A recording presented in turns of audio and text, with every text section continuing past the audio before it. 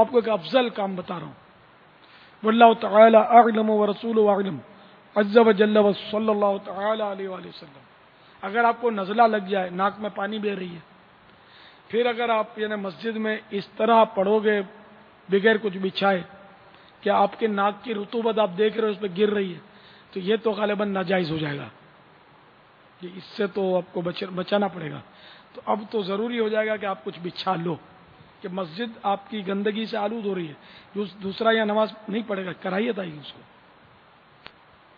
تو مسجد کو تو اس طرح کی گندگیوں سے بچانے کا حکم ہے۔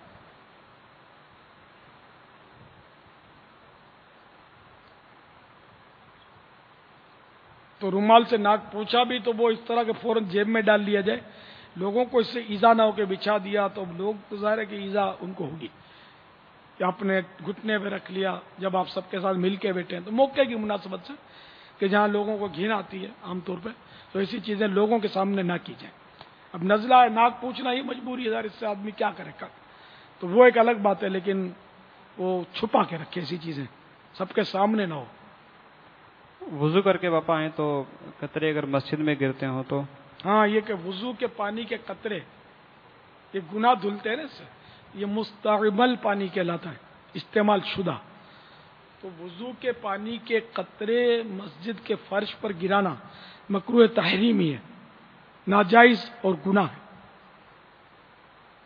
تو اس لیے مسجد میں جب داخلہ ہو تو اس وقت تو بہت احتیاط کرنی چاہیے کہ کوئی قطرہ آپ کا مسجد کے فرش پر نہ جائے۔